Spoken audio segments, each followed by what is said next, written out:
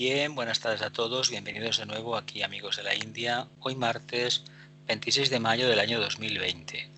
Estamos en la sesión número 64 del estudio del libro del mismo título de Vicente Beltrán Anglada, Los misterios del yoga. Hay que matizar que debido al tema de la pandemia, las reuniones se hacen virtuales, telemáticas, no en el centro Amigos de la India. Por lo tanto, aunque digamos Amigos de la India, lo hacemos a nivel individual y nos conectamos vía Skype en este caso, vía telemática. Como de costumbre, en las presentaciones figuran los cuadros de Nicolás Roerich.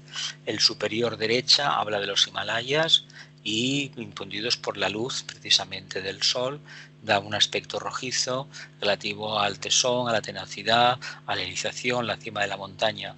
Y la inferior izquierda habla de las mismas montañas Himalayas cubiertas de nieve y una referencia muy clara a la tradición esotérica religiosa a través de la estupa.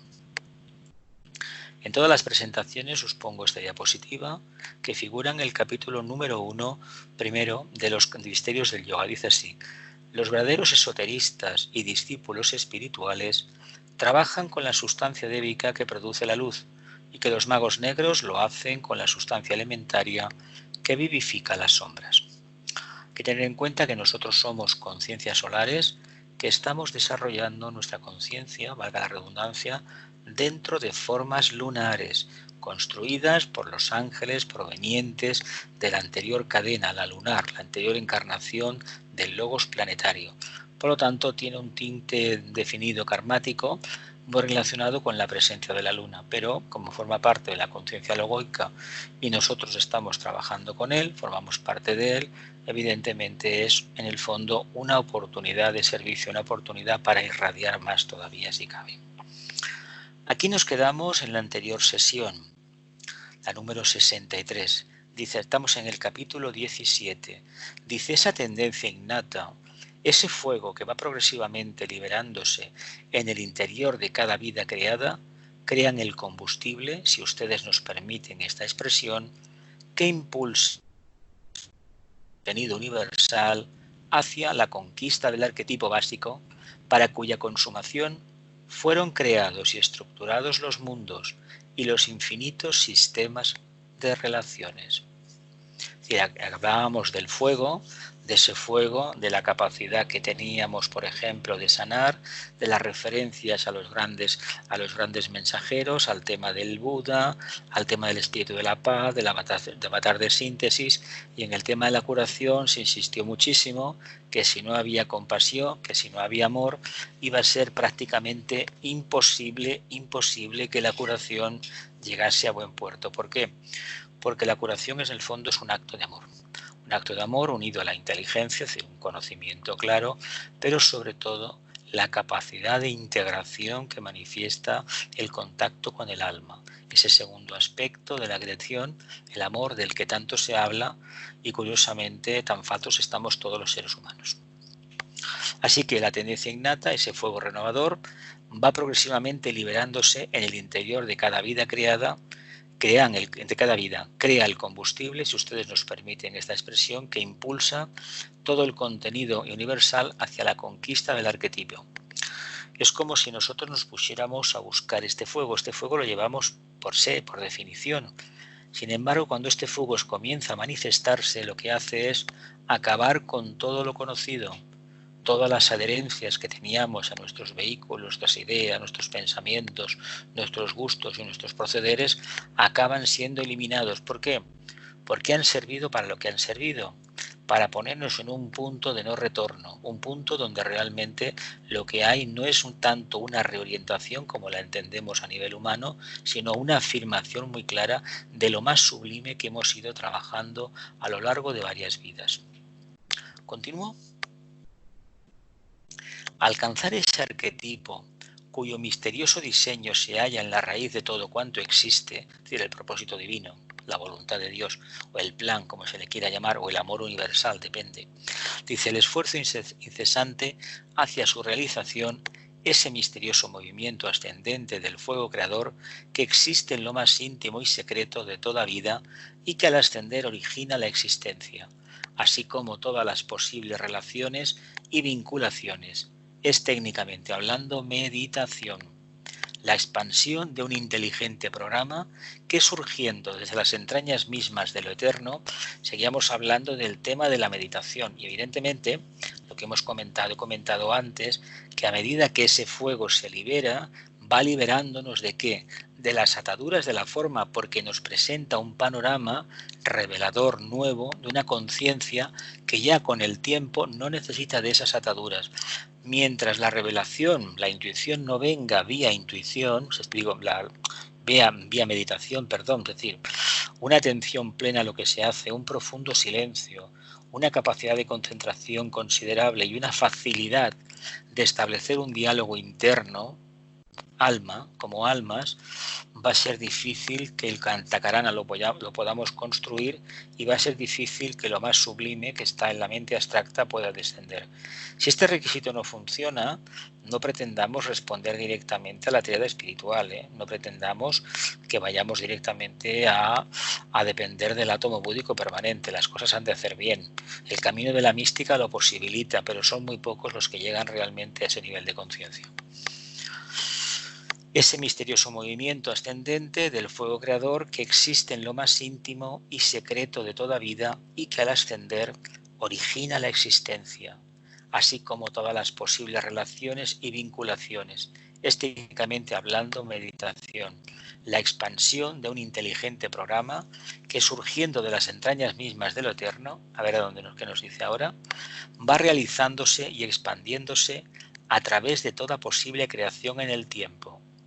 Y la expansión de este programa o diseño universal a través de formas cada vez más sutiles y de conciencia cada vez más enaltecidas y sensibilizadas es liberación. La liberación del fuego de la divinidad inmanente en cada cosa y en cada alma, buscando incesantemente las fuentes inmortales de donde brota y se escancia toda posible trascendencia. Liberación es, por lo tanto, la realización de un arquetipo mediante el proceso de la meditación. La verdad es que a mí lo que se me ocurre es poder hablar de una cosa que se está referenciada en toda la obra esotérica y es la potestad que tiene la serpiente de cambiar la piel, ¿no? ¿Qué significa cambiar la piel? Pues lo mismo que hace el alma respecto a sus vestimentas. Llega un momento que el alma continúa, pero evidentemente ya no tiene la misma apariencia. No olvidemos que la personalidad, que decimos, bueno, en esta encarnación tengo una polaridad sexual, la siguiente tendré otra, más o menos, tengo una raza tal, soy de otra raza. No. En el fondo, la personalidad, la forma, es una forma de proteger precisamente el tesoro. Esa energía que va vivificándose en las formas, pero que en el fondo su objetivo no es potenciar la forma, es sublimarla, liberarla de la presión precisamente de los pites lunares, que por definición son bastante refractarios, por decir totalmente refractarios a la luz solar, que es la conciencia que nosotros como humanos pretendemos manifestar, que es el arquetipo en el fondo del ángel solar. Por lo tanto, él nos recomienda la meditación. Y claro, expuesta de esta manera, la meditación es mucho más de lo que habíamos leído. No es ese acto concreto de unos minutos centrarse. No. Es una actitud de vida, es una filosofía de vida, un ideal de vida. ¿Qué quiere decir? Pues que hay que estar plenamente atento a lo que uno hace. Y para estar atento hay que estar en silencio, es decir, no hay que desear nada. Hay que tener el vehículo emocional plenamente alineado y disciplinado, pero sin esfuerzos. Si hay esfuerzo para disciplinar la mente o el vehículo emocional, vamos mal. No es que tenga la cabeza llena de pensamientos, mejor deberíamos hablar, tengo el organismo lleno de deseos. Y cuando los deseos están así, ¿qué movilizan?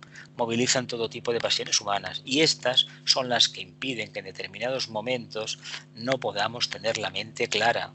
Claro, si el mecanismo mental no está claro, no podemos pretender acceder a una etapa superior en la cual haya una fusión mínima entre lo que hablamos del corazón, que es el mundo del deseo muy refinado, muy sublimado, y lo que sería la razón.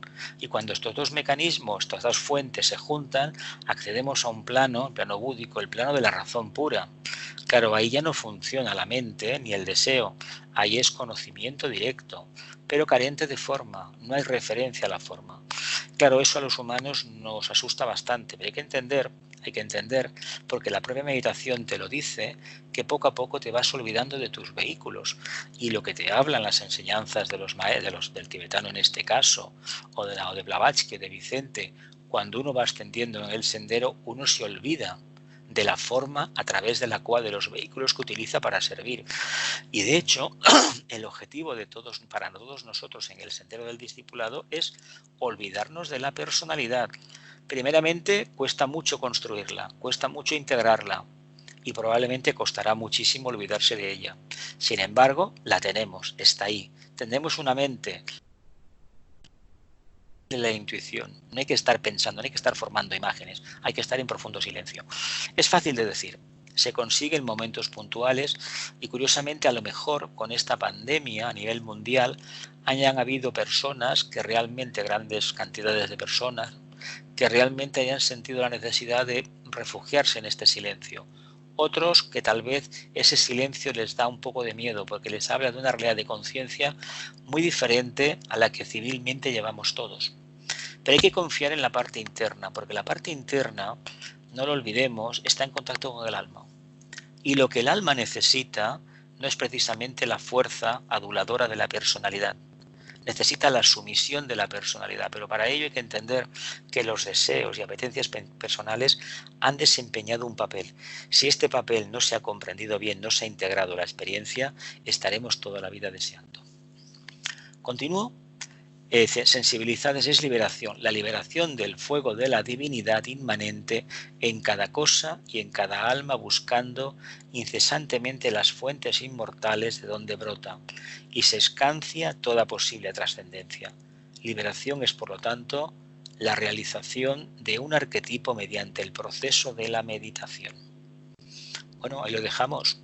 Francamente, encomiable el trabajo. La meditación. Trataremos, dice Vicente, de describirla empleando palabras nuevas o nuevos conceptos descriptivos.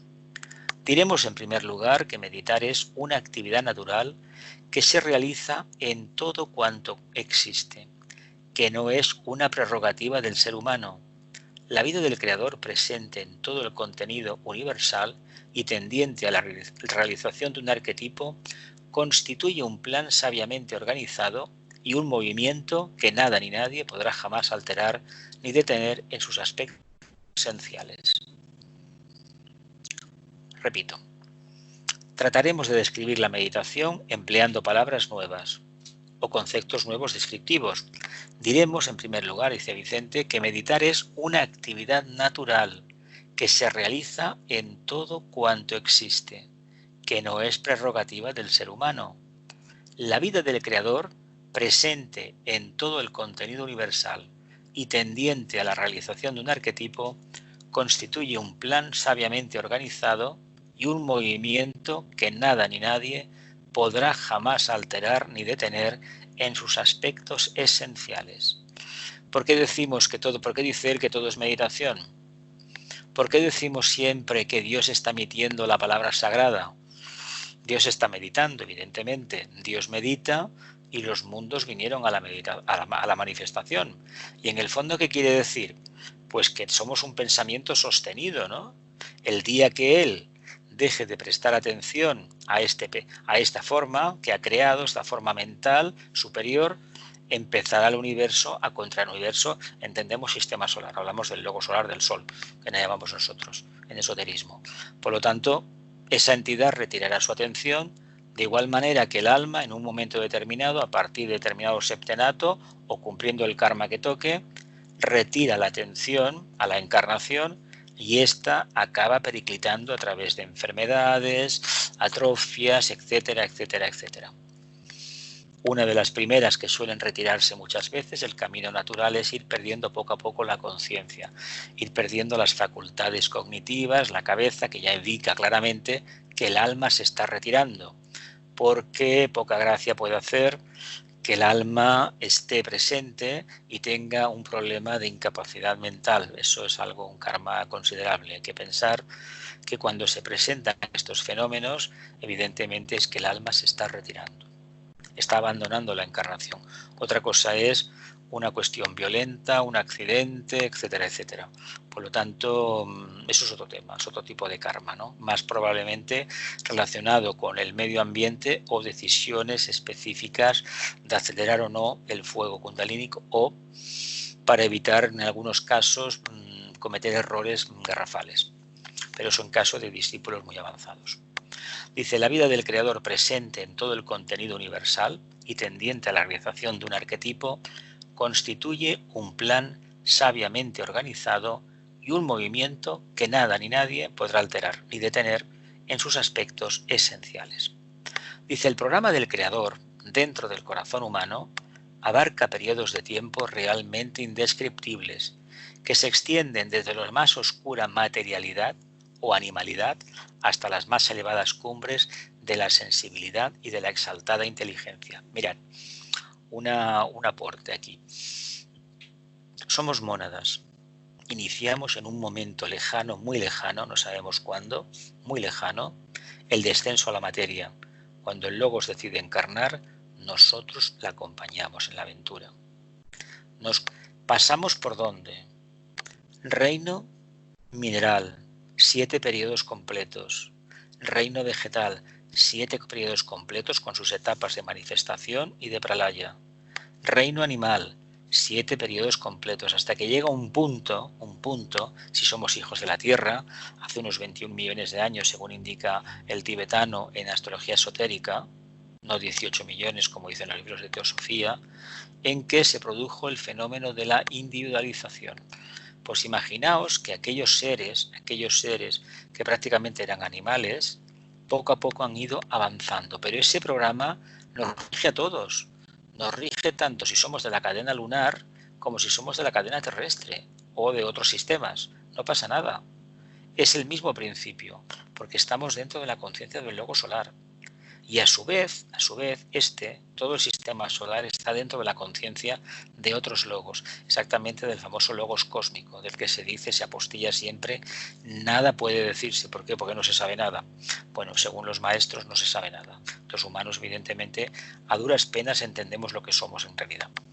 Dice, no hay lagunas o vacíos en el desarrollo de este programa, y cuando en la evolución del mismo surge un genio, de la especialidad que sea, podemos decir sin lugar a dudas que en aquella especialidad humana o que en el devenir de aquella humana característica se ha demostrado un arquetipo y que se ha liberado la porción de energía creadora que ha originado, desarrollado y demostrado aquel arquetipo.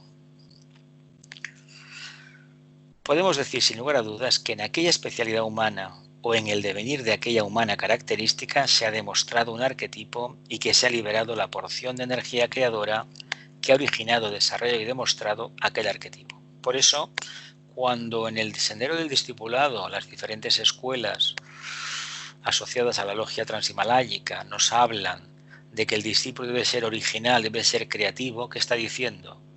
Pues que mediante la utilización de sus potencias interiores, mediante el camino de la meditación, que pasa primeramente por manifestar profundo silencio y atención plena, para ir profundizando poco a poco, ahí está contenido, porque es un secreto monático, es una capacidad de la mónada, de irradiar ¿qué? Irradiar en el mundo de la materia. Por lo tanto, cada uno de nosotros tiene una misión en la vida y tenemos que descubrirla. Llega un momento que puede dar lugar al nacimiento de un Mozart, de un Einstein, de cualquier persona, de un libertador, como Bolívar, como San Martín, como, bueno, quien sea, no importa. Un gran literato, etcétera, un gran pintor, etcétera, etcétera. ¿Por qué? Porque estos seres van poniendo el listón alto a la humanidad y sobre todo van dando referencias evolutivas. Y las referencias evolutivas, esas referencias en el camino, esas señales, indican que si otros alcanzaron esa cumbre, los demás también podemos. Evidentemente no es todos al mismo tiempo, porque no tenemos todos el mismo principio, no venimos del mismo punto de partida, sino diferentes, tenemos diferentes edades internas. Por lo tanto, ahí está la gracia de que podamos o no manifestar esas cualidades, pero no hemos de imitar las cualidades de los demás, hemos de manifestar las nuestras, y el primer trabajo es manifestar una personalidad integrada y un alma moviéndose directamente dentro de esa personalidad. Ojalá, esto sí que creo, sinceramente, que está no al 100% al alcance de nuestra mano, pero un porcentaje bastante elevado sí que lo está. Dice, quiere significar también que la liberación de la energía necesaria que originó, desarrolló y demostró aquel arquetipo no es una cosa fortuita o algo que surge del azar, sino el fruto de un terrible y constante esfuerzo de la divinidad en pro de la realización de aquel arquetipo que ha hallado su eco o su respuesta en el interior del ser humano o en el de cualquier agente vinculativo de la vida del Creador dentro de la naturaleza. Quiere significar también que la liberación de la energía necesaria que originó, desarrolló y demostró aquel arquetipo no es una cosa casual, fortuita, sino fruto de un terrible y constante esfuerzo de la divinidad en pro de la realización de aquel arquetipo que ha hallado o su respuesta en el interior del ser humano o en el de cualquier agente vinculativo de la vida del Creador dentro de la naturaleza. Evidentemente, a nosotros nos parece extraño que el Logos pueda hacer un esfuerzo, pero claro, no tenemos ni idea de lo que eso significa. A duras penas entendemos el trabajo que nos queda por delante. Y tenemos una prisa, es bastante extendida esta idea, de que por el exceso de devoción y de idealismo y de misticismo que hay todavía en el camino, de creer que las cosas con desearlas se consiguen. Con el deseo solamente conseguimos más deseo, es decir, más piedras en la mochila, hay que tener en cuenta eso. Se trata de convertir el deseo en oportunidades de servicio, en aspiración, conseguir que la voluntad destronada que es el deseo se convierta precisamente en cumplimiento del propósito divino, en captación del arquetipo, de este ideal omniabarcante que está en la mente de Dios y que podemos descubrir actuando como seres humanos conectados con el corazón, conectados con el grupo, olvidándonos de nosotros mismos. Entonces entenderemos que la palabra arquetipo y la palabra creador forman parte de nuestro bagaje cultural porque nosotros en el fondo actuamos como creadores y expresamos ese arquetipo que es profundamente renovador. Y además la naturaleza, como la conocemos actualmente y como se ha conocido en el pasado, para aquellos que han podido captar algo más de la simple forma y belleza, etc., es una forma clarísima de decirte cómo funciona el mundo de la conciencia, cómo vamos cambiando y al mismo tiempo vamos irradiando. Y eso es característica del reino vegetal. Por lo tanto, prestemos atención al reino vegetal porque el reino dioico que está asociado con él hace un trabajo impecable. ¿Continúo? Dice, cuando Pablo de Tarso decía el reino de Dios puede ser arrebatado por la violencia, se refería sin duda al esfuerzo consciente del hombre que, habiéndose puesto en contacto con el fuego latente de la divinidad dentro de sí, había decidido cooperar de forma inteligente en la expansión del mismo y acelerar dentro de su corazón aquel proceso que va de las posibilidades actuales al plano de realización de la meta más lejana, de las posibilidades actuales al plano de realización de la meta más lejana. O sea, demostrar de forma inteligente en tiempo y espacio, es decir, aquí y ahora, el arquetipo de perfección que es en relación con la evolución humana el ser perfecto, el superhombre, el Cristo u hombre realizado. En lo que concierne a nosotros, lo que sí tenemos la obligación moral de manifestar es la conciencia crística, que no es la estatura del Cristo histórico, olvidémonos de eso, sino esa capacidad de pensar en términos de grupo, ese sentido de responsabilidad que se manifiesta mediante la buena voluntad, pero no esa buena voluntad simplona que conocemos del área de Piscis, no, es algo mucho más. Es esa que está dispuesto uno a renunciar a su parte en beneficio de los demás. Eso todavía, por alguna razón, todavía no está muy presente en la Tierra. Existen pequeñas porciones, pero no en grandes cantidades. Y sobre todo no existe todavía en grandes organismos internacionales que han sido construidos después de determinadas guerras mundiales y evidentemente los que montaron el negocio, montaron esas organizaciones, se reservan el privilegio de vetar toda aquella opinión que vaya en contra de sus intereses. Evidentemente es un ejemplo claro de que ahí no funciona la buena voluntad, ahí funciona otro tipo de interés. Pero es un tema muy complejo que tiene muchísimo que ver con el ser humano y de la forma en que actúa a nivel individual. Es la lucha eterna entre la personalidad, que es la oscuridad, y el alma, que es la luz. Claro, cada uno tiene la obligación de discernir el proceso y saber muy bien en cada momento si actúa como alma o como personalidad. Pero hay que tener en cuenta lo siguiente: hay que olvidarse que uno es un alma encarnada y que uno tiene una personalidad. Si conseguimos olvidarnos de esto, solamente quedará que, ni más ni menos, la presencia del reino de Dios, que es el alma que irradia. Pero os digo, nos olvidamos de que eso existe. Claro, eso es muy complejo porque estamos acostumbrados a la remuneración, es decir, a la alabanza, a que se nos gratifique.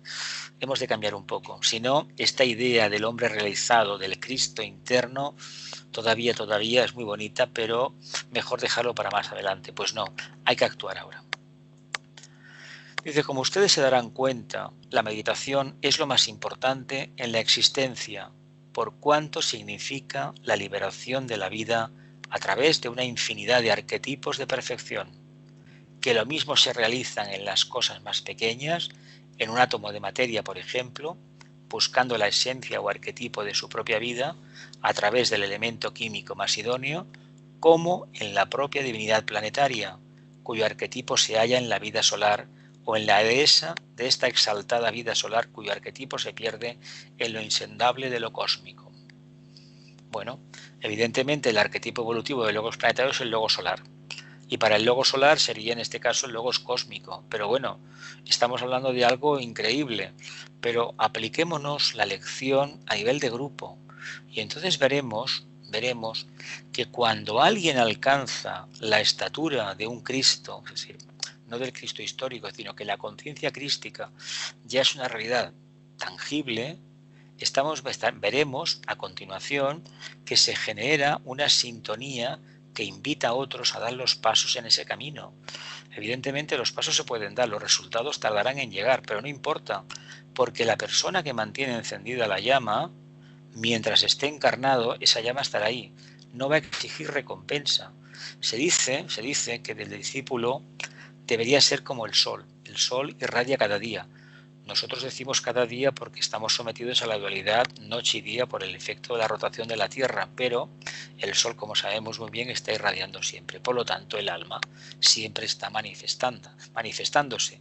Lástima que en el día a día le demos la espalda, pero no por el tema de que hay una oscuridad, no, porque está la otra cara iluminada de la Tierra, no, es que en nuestros pensamientos, en nuestras acciones y en nuestras orientaciones personales y en nuestras apetencias, la forma que tenemos de elegir, de escoger o de realizarnos, estamos sembrando oscuridad porque nos es más conocida y más querida, porque la luz por definición es neutra, no la conocemos, es novedosa, y como es novedosa nos da miedo. Preferimos la falsa seguridad que da lo conocido. De ahí que todo a nuestro alrededor se aparezca de vez en cuando como muy negro. Negro no, ese es el pesimismo que tenemos de abocarnos a la materia. Si nos abocásemos a lo sublime, a lo abstracto, ese pesimismo no existiría. Existiría una serena expectación en todo caso, es decir, a la expectativa. ¿Qué vendrá? Pues lo que tenga que venir. ¿Y qué pasará? Pues será perfecto, porque lo que tenga que venir es seguramente lo que necesito para evolucionar. Claro, esto no lo podemos decir hoy en día cuando ha muerto tanta gente, por ejemplo, en nuestro país, en el resto de Europa y del mundo, con el tema de esta pandemia. Pero hay que decir una cosa: esta pandemia cuantitativamente no ha generado más víctimas mortales que otras que han habido otros años anteriores. ¿Qué está sucediendo? Pues que es la primera pandemia televisada en directo a todo el mundo y que las redes sociales ya se encargan cada día de sacar los marcadores, tantos muertos, tantos contagiados, no sé qué. Claro, con eso que se ha hecho, pues incrementar mucho más el pesimismo, el enfoque en la personalidad caduca, y todo eso se hace con la intención de que nos olvidemos de lo abstracto e inseguro que es el alma. Me explico, ¿no? Significa la liberación de la vida a través de una infinidad de arquetipos de perfección, que lo mismo se realiza en las cosas más pequeñas, en un átomo de materia, por ejemplo, buscando la esencia o arquetipo de su propia vida a través del elemento químico más idóneo, como en la propia divinidad planetaria cuyo arquetipo se halla en la vida solar o la de esta exaltada vida solar cuyo arquetipo se pierde en lo insondable de lo cósmico. Seguimos en el capítulo 17. Dice, si siguen ustedes la analogía, dice Vicente, se darán cuenta también de que la tarea meditativa constituye el nervio vital de todo cuanto existe, ya que todo está programado para la perfección del ser humano. Es el centro de atención meditativa de ciertas fuerzas cósmicas que tratan de liberar a través del mismo aquel arquetipo o ángel solar que es un ciudadano del quinto reino de la naturaleza, el reino de las almas liberadas. Aquí pone almas, pero yo añado la palabra liberadas, liberadas de la necesidad de estar sometidas a la materia, tal y como la conocemos. Entonces, ¿a dónde nos conduce el proceso meditativo? Pues precisamente a la manifestación del arquetipo, ni más ni menos, de una conciencia liberada. Un arquetipo es, en este caso, el ángel solar que representa la luz y el amor. Claro, unas cualidades que necesitamos precisamente porque la luz es la materia, el amor es la conciencia y cuando estas cualidades estén plenamente aposentadas, llegará el día cuando deba de ser que manifestaremos el propósito divino, pero el camino, por eso el Buda nos habló de la luz, de la capacidad que tenemos de interrelacionarnos de forma consciente con la materia y extraer una conclusión. Esta conclusión, esta sabiduría, está ligada a la presencia de una energía cohesiva, integradora, el amor. Es curioso porque buscamos el amor no se sabe dónde y curiosamente aparece una contradicción. En la actividad diaria hay 1001 oportunidades y el caso de la pandemia, perdona que lo repita tanto, es una oportunidad única para manifestar este amor. Y curiosamente el sector sanitario en todo el mundo se merece un monumento. ¿Por qué? Sí, hacen su trabajo, claro que lo hacen, pero poniendo en riesgo su propia vida, porque de momento no se sabe muy bien todavía, o no nos lo quieren decir cómo funciona este virus, cómo contagia, hay muchas informaciones contradictorias, incluso a nivel oficial. Por lo tanto, es una gesta, es un honor para ellos como almas hacer ese trabajo, pero cuidado, a nosotros nos corresponde otro honor realizarlo. No añadir habladurías ni pensamientos negativos en todo esto, porque si no, la parte interna que se debe de manifestar, que es un hombre nuevo, el paradigma este es nacer un ser humano nuevo, mediante el olvido de todo lo caduco. Curiosamente, perdemos de vista que la gente que está desapareciendo en España son todos pensionistas.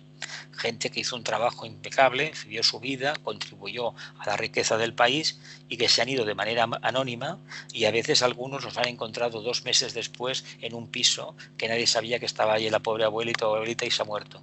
Y ni la familia ni nadie. Es algo alarmante. Nos debería hacer reflexionar. Pero ¿queremos formar parte del reino de las almas? Ser seres humanos que realmente al mismo tiempo la porción divina la manifestemos plenamente. Olvidémonos de las vicisitudes de la vida y entendamos que éstas nos posibilitan manifestar más y mejor el alma. ¿Sigo? Dice, dicho esto, como un obligado preámbulo, podemos decir que la meditación en el hombre, que es la ciencia del pensar, así como la liberación de todas las limitaciones existentes, constituye también la ciencia del vivir. Cuando un ser humano está realizando un esfuerzo constante y sereno por expresar el arquetipo esencial de su vida, está acelerando el proceso general de la evolución universal y cooperando inteligentemente con el esfuerzo mayor que realiza el Señor del Universo, contribuyendo así al desarrollo del plan que esta mente indescriptible trata de llevar a cabo a través de todos y cada uno de los elementos vivos que constituyen el misterio de su expresión universal. Claro, nosotros pretendemos con la meditación acercarnos al alma y posibilitar que al final, esta teoría se convierta en práctica. Andando el tiempo, llegará un momento cuando tengamos determinadas expansiones de conciencia, andando vidas y vidas, que realmente nos manifestemos como mónadas, que formemos parte del quinto reino de la naturaleza, el reino de las almas liberadas. Pero esto va en la línea de responder al llamado invocativo del Padre, del Logos, que en el caso que nos incumbe a nosotros es la propia mónada, el aspecto Padre para nosotros es la mónada.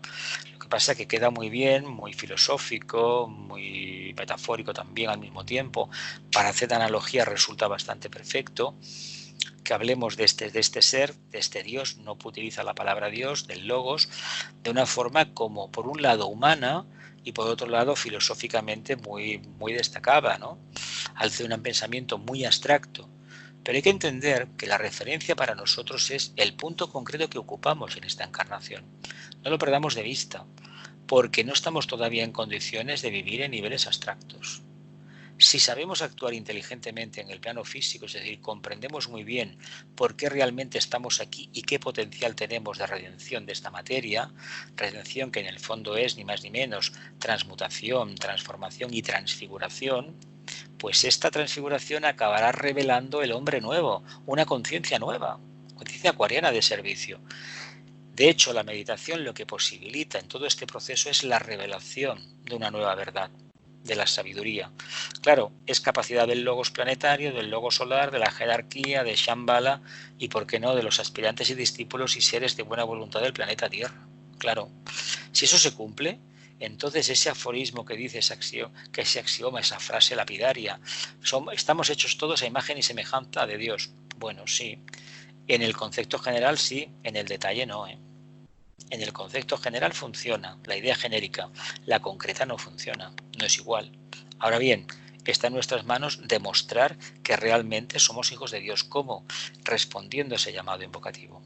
Es decir, entendiendo la vida como una profunda meditación, una filosofía de vida. Parece extraño, pero en estos tiempos se insiste mucho en el tema de la meditación. Lo que sucede que muchas veces la presentación de la misma no obedece a este patrón que la jerarquía espiritual intenta manifestar. Es otra cosa. De todas formas, que se hable del tema ya es bastante.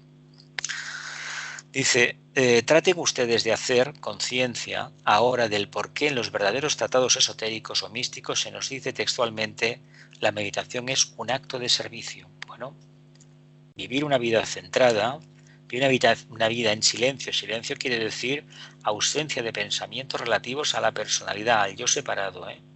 No hablar.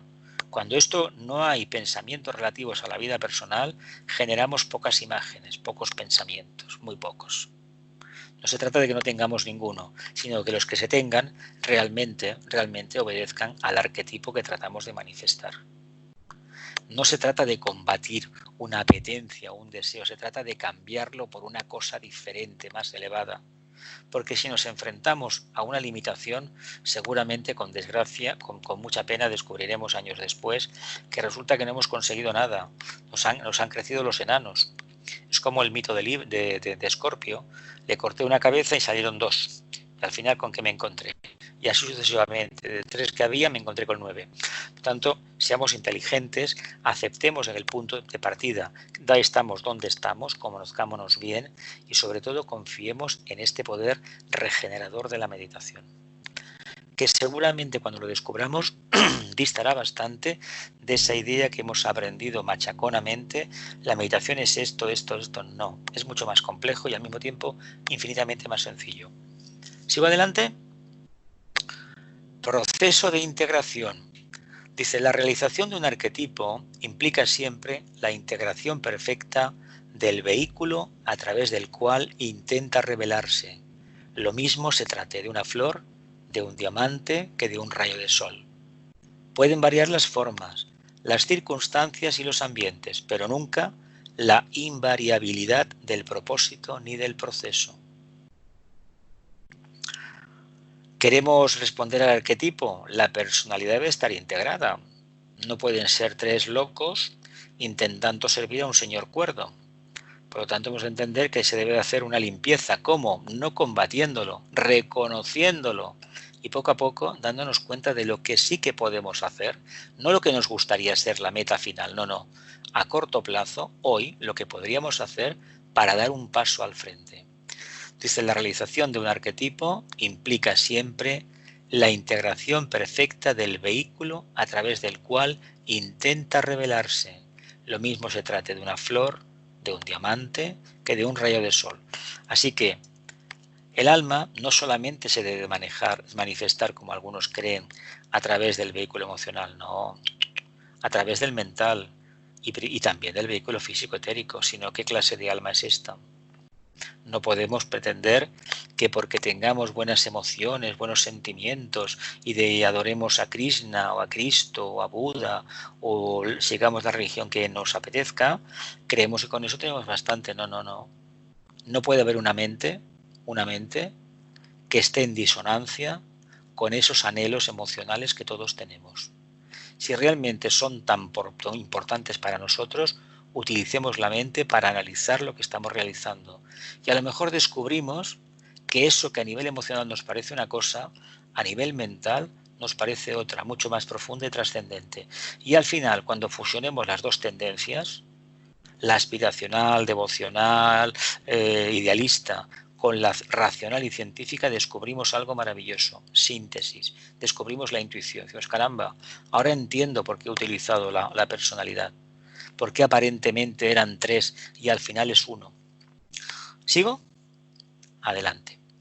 Dice, el arquetipo humano precisa pues también de ciertas obligadas integraciones, y el proceso de integración abarca cada uno de los cuerpos a través de los cuales la entidad humana se expresa. Mira, no sabía que venía detrás esto. Es decir, nosotros hemos de entender que esa trinidad que somos inferior, esa tríada inferior, la personalidad debe de ser el camino clarísimo para que el alma se manifieste. No pretendemos manifestar el alma a niveles abstractos, ¿eh? Eso no tiene ningún sentido. Se ha de manifestar a niveles concretos, porque no olvidemos que el campo de batalla está aquí. Sí que llegará un momento en el plano físico, llegará un momento que como discípulos deberemos trabajar como servicio en el plano astral, porque por cumplimiento del trabajo del Ashram se nos diga, se nos indique que ese es el camino a trabajar. Pero el campo de batalla para nosotros en estos momentos es el plano físico, y el plano físico es un Kurukshetra variopinto, profundamente difícil de trabajar y sobre todo y al mismo tiempo con una capacidad de regeneración tremenda. Por tanto, estamos dentro, es un gran remolino, se dice también, y ese remolino nos va a fagocitar a todos si antes no nos damos prisa y no apostamos decididamente por vivir fuera de ¿qué? De la atracción que tenemos por todo lo material. No olvidemos que el Kurukshetra se plantea cuando hay atracción por lo material, de forma obsesiva. ¿Qué quiere decir como obsesiva? Pues que hemos aposentado en este caso la razón de nuestra existencia en lo material. Claro, no tenemos otro referente. Y precisamente las crisis vienen de forma periódica para que despertemos, si somos capaces de verlo, claro. Dice, tenemos pues que la principal regla meditativa es la integración, armonía o equilibrio de cada uno de los cuerpos o vehículos humanos, siendo estos, como ustedes saben, el físico, el emocional y el mental. Existen otros vehículos superiores a los descritos, pero como su desarrollo o expansión no empieza hasta la plena integración de los primeros, no vamos a ocuparnos de ellos. A ver, tenemos todos 7 vehículos, ¿no? Pero no funcionan al mismo tiempo, ¿eh? Porque que se sepa del vehículo átmico del búdico hay poca referencia, ¿no? En algunos momentos hemos percibido algo del mental abstracto, del vehículo mental superior, vale, de acuerdo, pero de lo que realmente tenemos experiencias y lo hemos sabido apreciar es del mundo de la personalidad, teniendo en cuenta que fuera de los ambientes esotéricos, es decir, de la línea de la enseñanza de segundo rayo, que trabajamos con las enseñanzas de la logia transhimaláyica, no todo el mundo se plantea el tema de la acción, la emoción y el pensamiento, que serían los 3 vehículos de la personalidad, y no todas las descripciones coinciden al respecto. Hay una mezcla, una barrella, como os digo aquí a Cataluña, muy grande entre el pensamiento, la emoción. Hoy le llamo a la emoción, le llamo corazón, le llamo intuición, le llamo sentimiento. Hay una mezcla, un remolino bastante complejo. Por tanto, habría que hilar mucho más fino, mucho más fino. Y realmente el día que la intuición empieza a manifestarse, que esta mente abstracta empieza a manifestarse y poco a poco vaya dejando la razón de ser y dependa exclusivamente de la intuición, de lo que es el átomo búdico permanente, evidentemente el panorama que se presenta es completamente nuevo. Es decir, no hay un referente posible humano. No hay nada que la mente humana pueda describir. ¿Qué quiere decir entonces? Quiere decir que necesariamente el discípulo, el iniciado que dependa directamente del átomo búdico permanente, no hay una referencia clara de lo que hay que hacer aquí. Hay algo se percibe, pero uno, en la coordenada espacio-tiempo que le toca estar por cuestiones X, de constelaciones, etcétera, etcétera, va a desarrollar aquella parte del plan que se necesita manifestar. No es que el plan esté escrito, no, es que uno lo va revelando poco a poco. Me explico, es como lo del alma. ¿Cómo se revela el alma? Pues trabajando poco a poco, vida tras vida. Dice, existen otros vehículos superiores a los descritos, pero como su desarrollo o expansión no empieza hasta la plena integración de los primeros, no vamos a ocuparnos de ellos ahora. Dice, ahondando un poco en el proceso de la integración, vemos que se inicia en el ser humano cuando éste empieza a ser consciente de las causas que dentro de sí motivaron su existencia. Ahondando un poco en el proceso de la integración, vemos que se inicia en el ser humano cuando éste empieza a ser consciente de las causas que dentro de sí motivaron su existencia. Esta conciencia de causa es la actividad interior que obliga a percatarse del lugar que se ocupa dentro de un esquema kármico particular y a tratar de desarrollarlo según el propósito específico de una vida superior que se presiente aunque no se perciba en el desarrollo de los acontecimientos temporales. Ojalá pudiéramos darnos cuenta qué papel karmático desempeñamos cada uno de nosotros dentro de este esquema evolutivo. Digo karmático, es decir, qué estamos cumpliendo, qué trabajo estamos haciendo, qué estamos deshaciendo, qué entuerto estamos deshaciendo o qué piedra estamos puliendo dentro de la mochila, estamos aligerando de peso, de adherencias, para realmente llegar adelante. Hay que tener en cuenta que esa potestad no la tenemos, aunque es muy probable que en un momento determinado sí que percibamos muy bien de dónde venimos y qué estamos haciendo.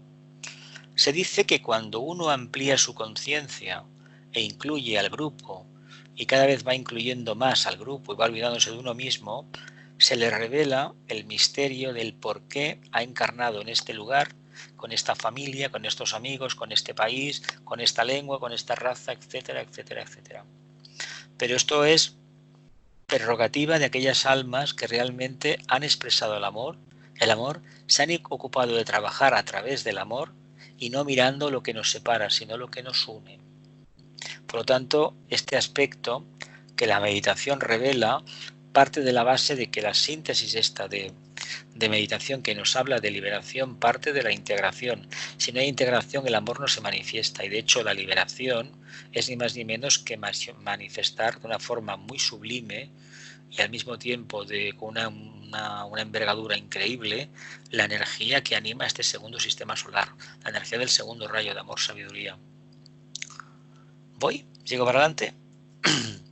Dice, el esfuerzo del hombre por adaptarse a su esquema particular o por ocupar dignamente el lugar elegido por la divinidad para el desarrollo de su vida espiritual en términos más asequibles y comunes para cumplir su deber kármico, familiar, profesional y social es esotéricamente la integración. Os prometo que no me lo he leído, porque sabéis que estos libros los leí en su momento, yo no puedo leer ahora mucho. Dice, esta integración se va realizando progresivamente a través de cada uno de los vehículos periódicos o sujetos a encarnación, tales como la mente concreta o inferior, el vehículo emocional y el cuerpo físico, hasta llegar a un punto de equilibrio y armonía que le permiten al ser espiritual, al ángel solar, al arquetipo humano, fijar su atención sobre la entidad humana, que evoluciona y ayudarla en forma abierta, directa y perceptible en el desenvolvimiento de sus facultades divinas. Hay que transmutar, hay que purificar, hay que integrar y hay que revelar el arquetipo superior, el ángel solar. El día que lo consigamos, ya sabemos que nos acercamos prácticamente, es la cuarta iniciación, nos liberamos del ángel solar, pero es que ya dependemos exclusivamente de la mónada. Esa es la meta maravillosa, pero claro, hay que comprender que hay que pagar en cada vida una cantidad, es decir, hay que dejarse algo, la piel, en un cambio. No olvidemos que los mitos estos de la barca que nos vienen a buscar son cambios de conciencia. No tanto que uno se vaya a morir físicamente, esa idea del barquero que te está esperando, de la barca que está en la arena esperándote, etcétera, etcétera, con tu nombre además, o un número que para ti significa mucho, etcétera, etcétera. No va tanto por ahí. Va por la necesidad que tenemos de comprender que en la vida no hay nada seguro, nada estático, todo está en movimiento. Por lo tanto, qué mejor que la barca, para que en determinado momento que en lugar de estar mirando hacia abajo, en la playa varada o entre matorrales, la saco de allí. ¿Qué hago? Plenamente consciente, me lanzo al mar, me lanzo a la aventura de la encarnación. ¿Me explico? Es así más o menos como nos han traído a la existencia y como nos vamos a marchar también cuando llegue el momento. ¿Sigo adelante o tenéis alguna duda con esto? ¿No? En todo caso, al final de la clase me podéis preguntar, ¿eh? Dice, se abre entonces el ciclo de una nueva integración, la del triple vehículo que ocupa el alma en encarnación, con la entidad gloriosa que desde el principio de los tiempos la arropó con su manto de amor y sacrificio, el ángel solar. Libro de los iniciados. Entidad gloriosa que desde el principio de los tiempos la arropó con su manto de amor y sacrificio. Dices precisamente aquí, en este punto de integración, donde la meditación humana se hace realmente consciente y empieza a crearse deliberadamente el antakarana, aquel puente místico de luz que, salvando el límite o cauce que separa dentro del corazón humano la eternidad del tiempo, une la personalidad humana con la individualidad divina. La personalidad humana focalizada en el entrecejo, centro agna, glándula pituitaria, eso representa la personalidad humana integrada. Y detrás está el centro coronario, la glándula pineal, que representa la individualidad divina, ¿no? Representa ¿qué? A la mónada. ¿Vemos cómo tenemos nosotros el antakarana y el nosotros está en el microcosmos, está esta semejanza con el Padre? ¿Lo vemos? Bonito, ¿verdad? Así que trabajemos este puente de luz. Es bien fácil, ¿no? Se nos dice. Claro, el día a día es lo crudo. La batalla diaria es lo duro. Pero bueno, hay que pensar deliberadamente en el antakarana, puente místico de luz que, salvando el límite o cauce que separa dentro del corazón humano, la eternidad del tiempo une la personalidad humana con la individualidad divina. Eso se ha hablado de la barca, ¿no? Bueno, ¿por dónde va a transitar la barca? Pues por este canal, hablando en plata, por este camino, es una forma simbólica. ¿Lo vemos? Sí, ¿no? Seguimos en el capítulo 17. Dice, hay, como es natural, otras obligadas integraciones dentro del esquema particular del ser humano, como punto de luz monádica dentro del cuarto reino de la naturaleza. Pero estas integraciones comienzan a producirse solo cuando hay un perfecto acorde entre la mente concreta de la personalidad y la mente abstracta por medio de la cual piensa el alma o yo superior a través del cuerpo causal. Hay que repetir esto, ¿eh? Tiene su enjundia.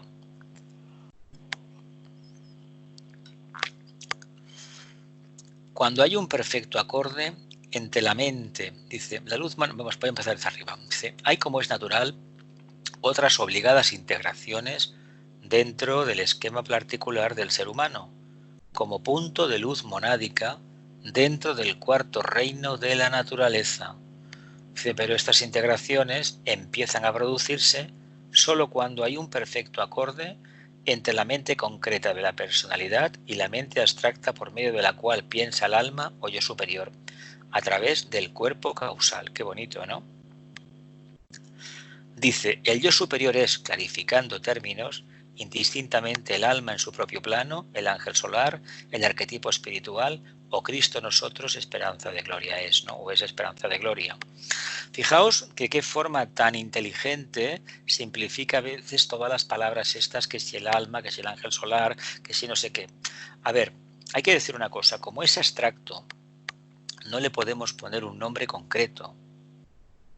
No se lo podemos poner porque entonces la capacidad que tiene de respuesta al arquetipo la pierde por completo.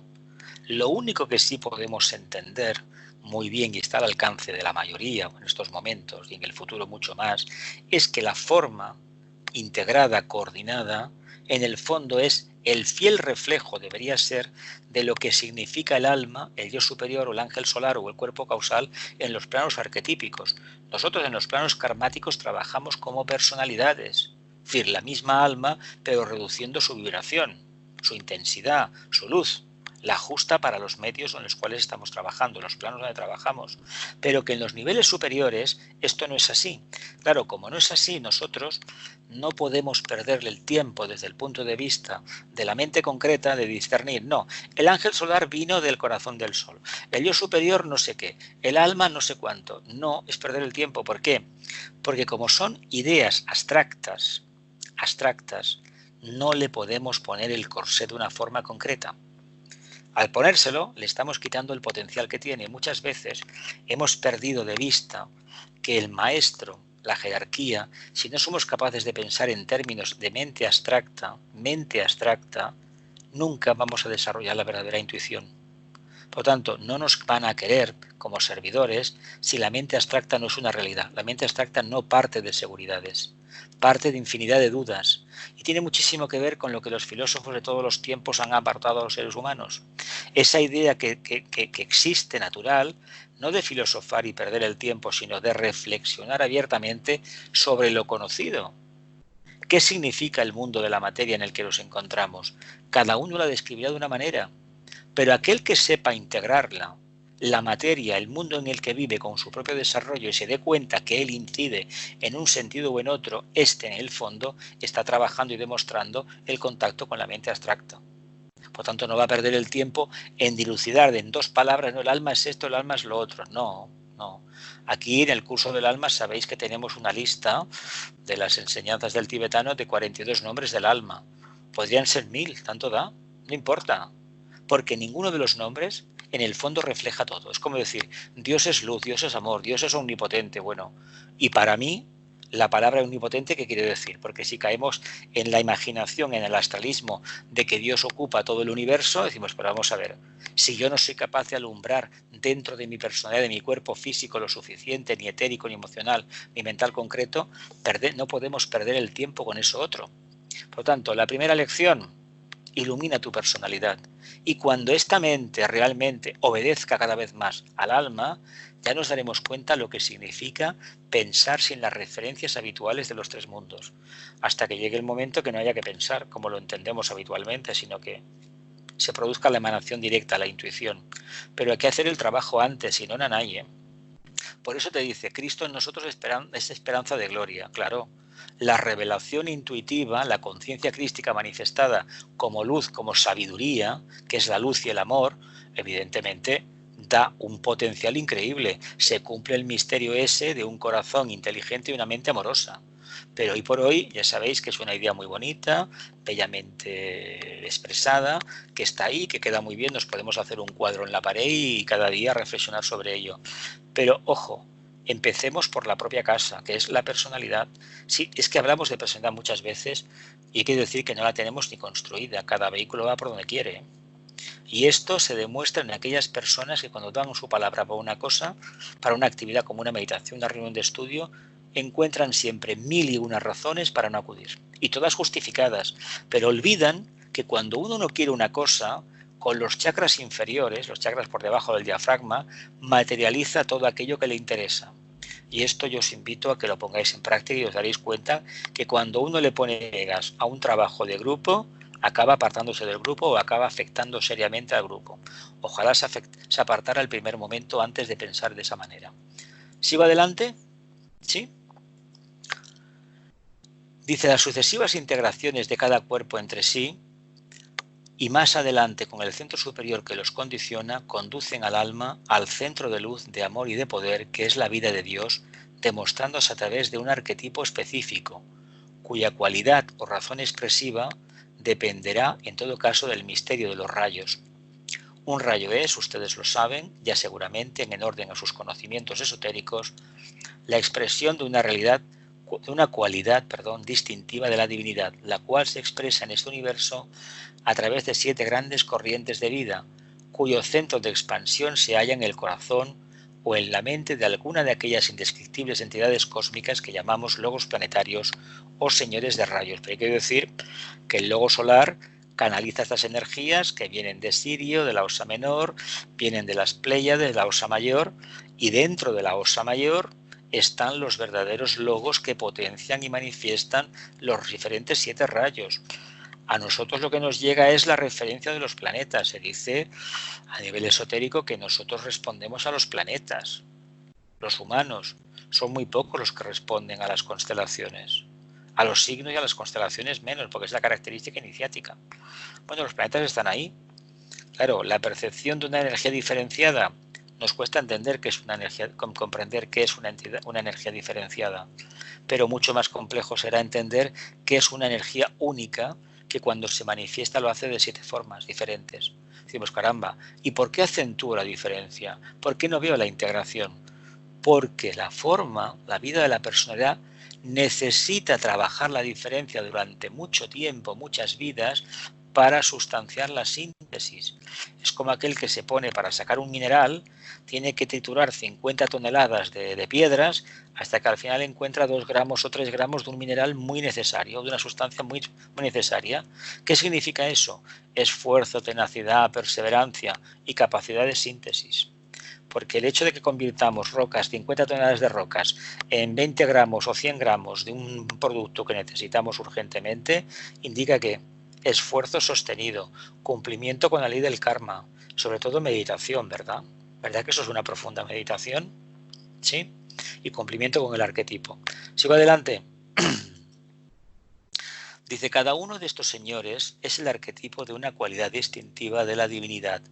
Y en la medida en que el hombre, a través de la meditación, va entrando en su propia línea de rayo, va definiendo y realizando su propio arquetipo espiritual para el cual fue programado y cuyo diseño de luz se halla perpetuamente en el corazón del ángel solar. Bien, más claro el agua, ¿no? Cada uno va a trabajar en un momento determinado de una forma diferente, pero mientras no respondamos al ángel solar, hay un método estándar de acercamiento a la casa del Padre. Y a medida que esto se manifiesta y uno ve que las diferencias de rayo en el fondo no son tales diferencias de rayo, lo que no se puede pretender es que un alma de segundo rayo actúe como si fuera de tercero o de quinto o de séptimo. No va por ahí. O una personalidad o un vehículo, no. Hay que comprender la línea de rayo porque es lo único que tenemos. Y esto nos lo ha dado la propia evolución, el propio karma. Y nuestro dharma en esta vida es reconocerlo y a partir de ahí empezar a comprender por qué la energía de primer rayo es como es. Obviamente en este caso debemos conocer los planetas, por qué Mercurio es como es, por qué Venus es como es, por qué Marte tiene a veces esas salidas, en algunos, sobre todo en Aries, por ejemplo. Eso debemos conocerlo. Y si lo conocemos nos daremos cuenta que no hay diferencias entre un ser humano y otro. ¿Por qué acentuamos un ser humano? Ponemos diferencia entre, por ejemplo, alguien que tenga el sol en un signo de agua, el que lo tenga el de fuego, el de tierra o el de aire. ¿Por qué esos calificativos? Que si los de aire están volados, que si los de agua son muy sensibles, que si los de tierra son muy cabezones, que si los de fuego son impetuosos. Bueno, pues todo eso son cualidades del alma que se manifiestan en 4 grados diferentes de intensidad, de densificación, pero en el fondo es fuego todo es éter. Por lo tanto, entendamos que necesitamos de esa diversidad, ¿para qué? Pues para poder evolucionar. Lástima que seamos todavía tan necios que no estemos dispuestos a reconocer que nuestros hermanos están haciendo lo mismo que nosotros, evolucionar de forma consciente, y no acentúan la diferencia que ven en nosotros. Y nosotros tenemos la tendencia de buscar siempre la paja en el ojo ajeno y no ver nunca la propia viga que nos atraviesa. Me explico, ¿no? Continúo. Dice así, a grandes rasgos, vemos que la integración es al propio tiempo función y vida, desarrollo y plenitud, y que cada ser evoluciona a través de ciertas definidas integraciones hasta culminar en el misterio de la iniciación o fusión progresiva de la entidad humana con su arquetipo divino. Dice, como ustedes verán, no decimos nada nuevo, aunque tal como lo anunciamos al principio, empleamos nuevos términos descriptivos. Dice, lo interesante en todo caso es clarificar en lo posible el tema de la integración como estructura de base de toda posible meditación o creación dentro del círculo infranqueable del universo, que nos sirve de campo de experimentación y de morada. Continúo.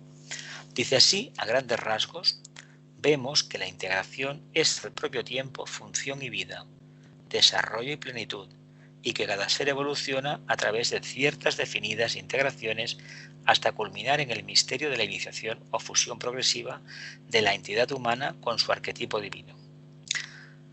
Hasta ahí clarísimo, ¿no? Dice, como ustedes verán, no decimos nada nuevo, aunque tal como lo anunciamos al principio, empleamos nuevos términos descriptivos. Lo interesante, en todo caso, es clarificar en lo posible el tema de la integración como estructura de base de toda posible meditación o creación dentro del círculo infranqueable del universo, que nos sirve de campo de experimentación y de morada. Aquí podríamos apostillar una cosa interesante que se descubre a lo largo del sendero. Es que en cada recodo del camino que se ha conseguido estabilizarla durante un tiempo, la conciencia en un punto determinado, uno se da cuenta que cada vez necesita menos conocimientos, menos actividad, tal como la entendía anteriormente, y sobre todo no recurrir tanto a la creencia, a las devociones, a los sentimientos, sino los pies en tierra, y ver todo lo manifestado como una expresión divina, y reconocer entonces que todo lo que acontece es lo mejor que nos puede suceder para en el aquí y en el ahora manifestar el alma. Por lo tanto, si esto lo extrapolamos, como he dicho antes, a los tiempos actuales, que habría que señalar entonces, apostillar aquí de forma positiva, no negativa, que la pandemia ha venido para algo, para decirnos lo necios que somos, cómo tratamos a las personas mayores, que las aparcamos en residencias, en geriátricos, en asilos y nos olvidamos de ella. Aplicamos la política del consumo del sistema económico que impera en el mundo, el capitalismo. Usar y tirar. Pues bien, si utilizamos el usar y tirar de los envoltorios, de los productos que no nos interesan, no olvidemos que esta maquinaria emocional que hemos desarrollado acabará haciéndonos víctimas de esa forma de pensar y de desear. De hecho, los seres humanos ya somos prescindibles en muchos trabajos. Últimamente fomenta el teletrabajo. Lo que no se quiere decir es que la gente que trabaja en su casa va a cobrar muchísimo menos y sin derecho alguno. Eso se dirá más adelante, en aras de la evolución, sobre todo de la economía. Pero en el fondo, ¿qué significa eso? La cuenta de resultados de los que más tienen, no de los que menos. Dice, lo interesante en todo caso, dice Vicente, es clarificar en lo posible el tema de la integración como estructura de base de toda posible meditación o creación dentro del círculo infranqueable del universo, que nos sirve de campo de experimentación y de morada. El universo, pero es que el universo nuestro es el único campo de experimentación que tenemos, el mundo de la forma nuestra. Por descontado, hay que extenderlo a la familia, al grupo, al país y cuando se tenga suficiente conciencia al mundo. Pero empecemos por nosotros mismos y por los más allegados. Apliquemos ese principio de integración, que en el fondo es conciencia grupal, dicho de otra manera. ¿Sigo adelante? Los elementos de la meditación. Aquí hay una estrella de 5 puntos puesta porque lo que he hecho es unas cosas que pone, unos puntos muy, muy remarcables, los he vuelto a poner para reflexionar un poco sobre ellos. Dice, si examinamos atentamente el proceso de la meditación como centro de sucesivas integraciones, veremos que en el mismo concurren 5 elementos o factores. Primero, la facultad de pensar. Segundo, el pensador. Tercero, la mente. Cuarta, el pensamiento. Y quinto, el cerebro físico. Luego lo vamos a repetir mejor más adelante, la siguiente diapositiva. Dice, cada uno de estos elementos considerados separadamente constituyen solo una fase del proceso meditativo. Plenamente coordinados, hacen del ser humano lo que realmente es, un centro de autoconciencia en donde se afirma el pensamiento o idea de Dios para expresar la vida por medio del cuarto reino de la naturaleza. La facultad de pensar, el pensador, la mente, el pensamiento y el cerebro físico. Curiosamente, al cerebro físico nos lo dejamos habitualmente de lado.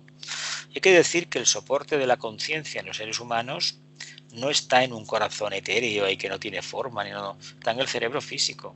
Si el cerebro físico falla, si las conexiones neuronales, la sinapsis que tantas veces se hablan, no funcionan correctamente, nada de lo que acontezca a nivel de alma o de mente abstracta nos va a llegar. Por lo tanto, entendamos una cosa.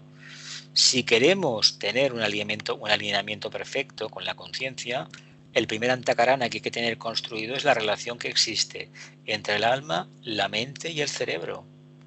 Porque si a nivel cerebral no se registran estas precipitaciones y estos contactos internos, no sirve de mucho, la verdad. Porque eso precisamente son los incentivos para la experiencia en el plano físico.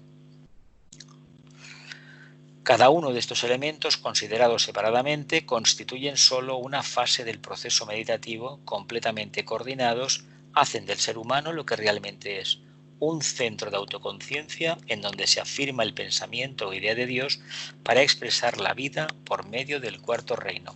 Y aquí es lo mismo, pero solamente circunscrito a estos 5 puntos. 5 elementos y factores: la facultad de pensar, el pensador, la mente, el pensamiento y el cerebro físico. Facultad de pensar. Bueno, vamos a decir lo siguiente. Oficialmente tenemos todos facultad de pensar, pero en la práctica hay que decir que es una facultad que es bastante difícil de manifestar. Y pensar con claridad, alejado de fantasías, de astralismos o de deseos, es mucho más complejo todavía. Hay que tener en cuenta lo siguiente. Me imagino que conoceremos gente, incluso nos habrá pasado de pequeño en la escuela, que hacíamos lo posible por no leer según qué cosas porque nos exigían atención básicamente, nos costaba mucho entenderlo, era un lenguaje que no utilizamos habitualmente y por tanto había una reacción natural de rechazo. Sin embargo, cuando poco a poco fuimos aprendiendo, por eso el pensar hay que aprender lentamente y nada de prisas, nada de presiones y sobre todo nada de astralismos por medio y actitudes impositivas, porque entonces conseguimos lo contrario. Cuando uno entiende que el pensar es un diálogo interior, probablemente empieza a descubrir que la lectura de tanto de textos esotéricos como de una novela que hable de arquetipos como las grandes tragedias griegas o las obras de Shakespeare o las obras de Cervantes, de Molière, bueno, de grandes escritores universales, realmente cuando uno las lee, independientemente del fenómeno de la descripción personal de la época, que está llena de chistes y de circunstancias personales, hay unas almas que están intentando manifestar el propósito que llevan dentro. Si vemos la literatura de esta manera, o el cine, las buenas obras, películas que hay, nos daremos cuenta de que para qué sirve la mente. Si eso no lo hacemos, evidentemente seremos pensados, más bien es el mundo emocional el que nos domina.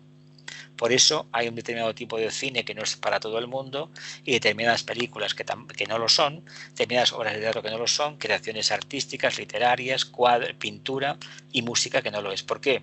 Porque tiene una capacidad determinada. ¿Qué es el pensador?